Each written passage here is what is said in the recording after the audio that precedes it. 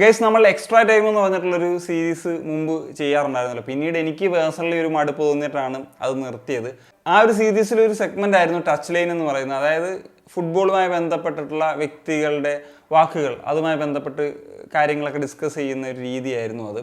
So ആ ഒരു സംഭവം മാത്രം ഒന്ന് തിരിച്ചു കൊണ്ടുവന്നാലോ എന്ന് ഇപ്പോൾ ആലോചിക്കുന്നുണ്ട്. എത്രമാത്രം മുമ്പോട്ട് പോകുമെന്നുള്ളത് അറിയത്തില്ല. നമ്മൾ ലാസ്റ്റ് വീക്കിൽ ഡയമണ്ട് ഡക്കോസ് പറഞ്ഞിട്ടുള്ള ചില കാര്യങ്ങളുമായി ബന്ധപ്പെട്ടിട്ടുള്ള ഒരു വീഡിയോ ചെയ്തിട്ടുണ്ടായിരുന്നു. ഇന്നത്തെ ഒരു വീഡിയോയിൽ നമ്മൾ സംസാരിക്കാനായിട്ട് പോകുന്നത് എഡ്രിയൻ ലൂണ എന്ന് പറഞ്ഞിട്ടുള്ള കേരള ബ്ലാസ്റ്റേഴ്സിന്റെ ക്യാപ്റ്റൻ പറഞ്ഞ ചില കാര്യങ്ങളാണ്. ലൂണ പറഞ്ഞിട്ടുള്ളൊരു കാര്യം ഓൾറെഡി ഞാൻ കേട്ടിട്ടുള്ളൊരു കാര്യമാണ്. അന്ന് അതിനെപ്പറ്റി സംസാരിക്കാനുള്ള ഒരു സാഹചര്യത്തിലല്ലായിരുന്നു. പിന്നീട് ഇപ്പോൾ ഇത് പല സോഷ്യൽ മീഡിയ പ്ലാറ്റ്ഫോമിലും ഒക്കെ ഒരു ഡിസ്കസ് ചെയ്യപ്പെടുന്ന ഒരു കാര്യമായിട്ട് മാറുന്നുണ്ട്. അപ്പോൾ എന്താണ് അത് ഡിസ്കസ് ചെയ്യേണ്ട ഒരു വിഷയം? നമുക്ക് ആദ്യം ആ കാര്യം ഒന്ന് വായിച്ചിട്ട് ഈ ഒരു വിഷയത്തിലേക്ക് വരാം എന്നുള്ളതാണ് തോന്നുന്നത്. അദ്ദേഹം പറയുന്ന കാര്യം ഇങ്ങനെയാണ്: ആരാധകർക്ക് പ്രതിഷേധിക്കാൻ എല്ലാ അവകാശമുണ്ട്.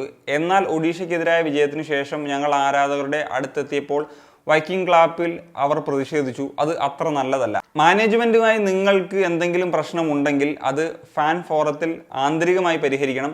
നിങ്ങളുടെ കുടുംബത്തിൽ എന്തെങ്കിലും പ്രശ്നമുണ്ടെന്ന് കരുതുക. നിങ്ങൾ ആ പ്രശ്നം പുറത്തെടുക്കുമോ? ഇല്ല.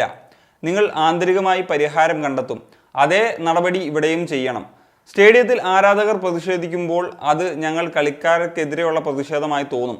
കേരള ബ്ലാസ്റ്റേഴ്സ് പോലൊരു വലിയ ക്ലബിനു വേണ്ടി ആരാധകർ പരസ്യമായി പ്രതിഷേധം നടത്തുമ്പോൾ ആളുകൾ ക്ലബിനെ കുറിച്ച് മോശമായി സംസാരിക്കുകയും ക്ലബിനെ കുറിച്ച് മോശം പ്രതിച്ഛായ ഉണ്ടാവുകയും ചെയ്യും.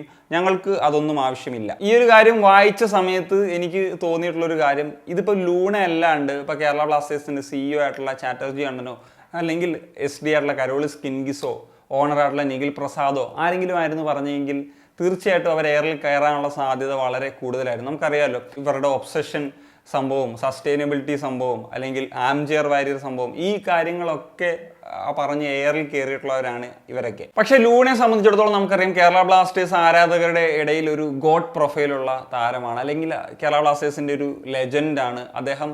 ആ ഒരു ബാഡ്ജിന് വേണ്ടി എത്രത്തോളം കമ്മിറ്റ്മെന്റിൽ കളിക്കുന്ന ഒരു പ്ലെയർ ആണെന്ന് നമുക്കറിയാം. അദ്ദേഹം നടത്തിയിട്ടുള്ള കോൺട്രിബ്യൂഷൻസ് എത്രത്തോളമാണെന്ന് അറിയാം. ഫാൻസിനെ എത്രമാത്രം സ്നേഹിക്കുന്നു എന്നുള്ള കാര്യം നമുക്ക് എല്ലാവർക്കും അറിയാവുന്നതാണ്. ആ കാര്യങ്ങളൊക്കെ അവിടെ നിർത്തിക്കൊണ്ട്, അല്ലെങ്കിൽ ഞാൻ ഈ ഒരു ചില കാര്യങ്ങളൊക്കെ സംസാരിക്കുന്ന സമയത്ത് ലൂണയെ പറ്റി പറയാൻ നീ ആരാടാണെന്നുള്ള ചോദ്യങ്ങളൊക്കെ പ്രതീക്ഷിച്ചുകൊണ്ട് എനിക്ക് ചില കാര്യങ്ങൾ സംസാരിക്കേണ്ടതുണ്ട്.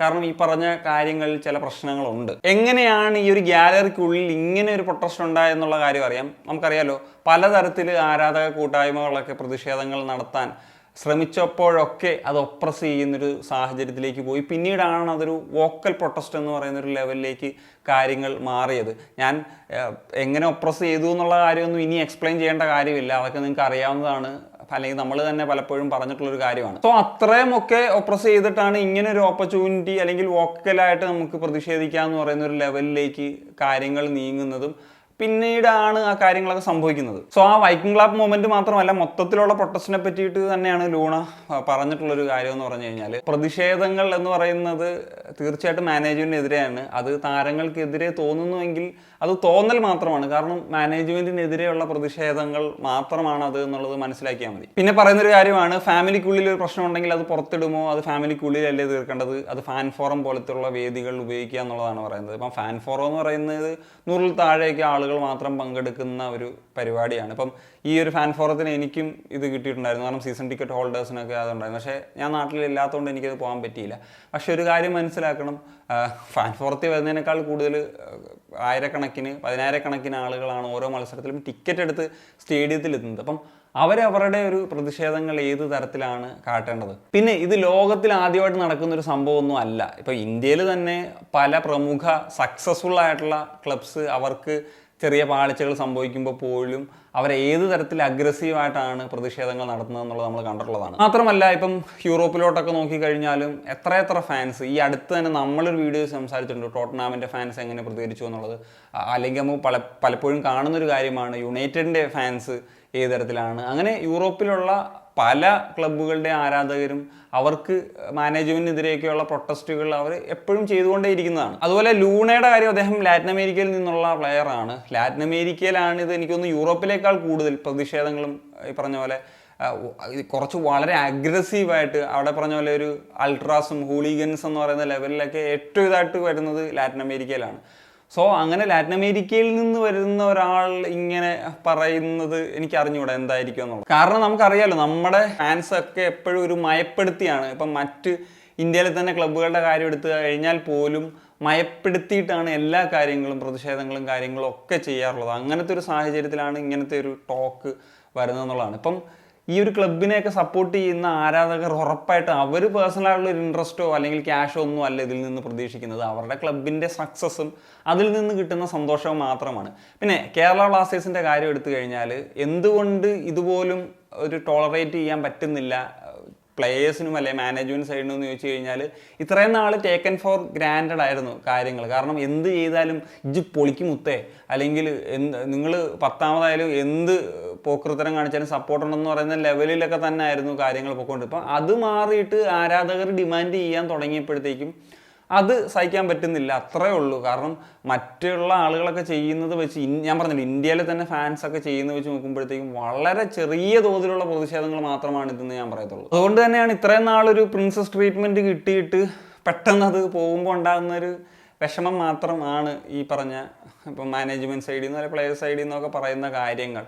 നമ്മൾ ഡിമാൻഡിങ് ആകുക എന്നുള്ളത് നമുക്ക് ഫാൻസിന് സന്തോഷം ഉണ്ടാകുക എന്നുള്ളൊരു പോസിറ്റീവായിട്ടുള്ളൊരു കാര്യത്തിന് വേണ്ടി മാത്രമാണ്. ഇതൊരു PR ആയിട്ടുള്ളൊരു പരിപാടിയാണ് എന്നുള്ളത് എനിക്ക് തോന്നുന്നില്ല. ഞാൻ പറഞ്ഞു വരുന്നതെന്ന് വെച്ച് കഴിഞ്ഞാൽ, ഇപ്പോൾ അഡ്രിയൻ ലൂണയെ പോലത്തെ എത്രയും ഇൻഫ്ലുവൻസ്ഡ് ആയിട്ടുള്ള ഫാൻസിൻ്റെ ഫേവറേറ്റ് ആയിട്ടുള്ളൊരു പ്ലെയർ പറയുമ്പോഴത്തേക്കും പലപ്പോഴും ആരാധകർ അതിനെതിരെ പറയാനായിട്ട് ഒന്നും മടിക്കുമല്ലോ. ഇപ്പം ഞാൻ നേരത്തെ പറഞ്ഞതുപോലെ CEO യോ SD യോ ഡയറക്ടറോ അങ്ങനെയുള്ള വ്യക്തിത്വങ്ങളൊക്കെയാണ് പറഞ്ഞെങ്കിൽ അവരെ ഏറെ കയറ്റാണ്.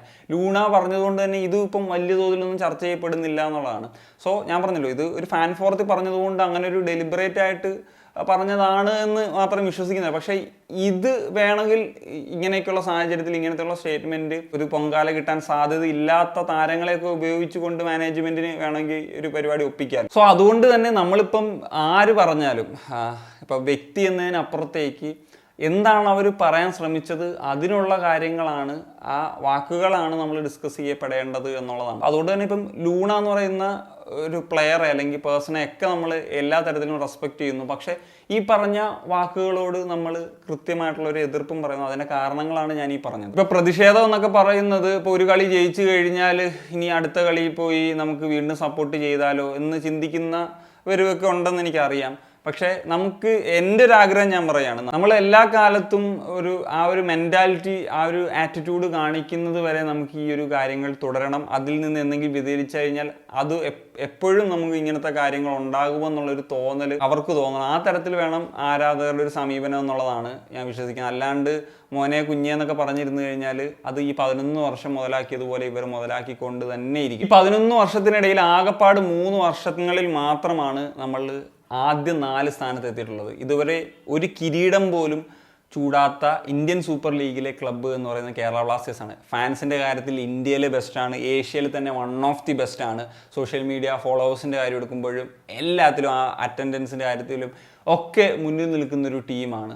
പക്ഷേ ഈ പറയുന്ന പോലെ ആ ഒരു ചാമ്പ്യൻ ആറ്റിറ്റ്യൂഡ് മാത്രം നമ്മുടെ ഭാഗത്ത് നിന്നില്ല എന്നുള്ളതാണ്. അപ്പോൾ ലൂണയും അല്ലെങ്കിൽ എല്ലാ പ്ലേയേഴ്സും മാനേജ്മെൻറ്റും ഒക്കെ മനസ്സിലാക്കേണ്ട കാര്യമാണ്, നിങ്ങൾക്ക് ഇങ്ങനത്തെ ഒരു ചെറിയ കാര്യം വന്നപ്പം വിഷമിച്ചെങ്കിൽ വർഷങ്ങളായിട്ട് മറ്റ് ആരാധകരുടെ ഊക്ക് വാങ്ങിച്ചുകൊണ്ടിരിക്കുന്ന നമ്മൾ ആരാധകരുടെ അവസ്ഥ എന്തായിരിക്കും എന്നുള്ളത് ഇവരൊക്കെ ചിന്തിച്ചിട്ടുണ്ടാവുമോ? അതും നല്ല പെയിൻഫുൾ ആണ്. അത് ഒരു ഇൻസിഡൻ്റ് അല്ല, ഈ 11 വർഷങ്ങളിൽ 100 കണക്കിന് ഇൻസിഡൻറ്റുകൾ നമുക്ക് പറയാനായിട്ട് സാധിക്കും എന്നുള്ളതാണ്. So that's it guys. അപ്പോൾ ഇത്രയൊക്കെ പറയാനുള്ളത്. നിങ്ങളുടെ ഒപ്പീനിയൻ എന്താണെന്നുള്ളത് കമ്പോസ് ചെയ്യാൻ പറ്റുക. സനിയ.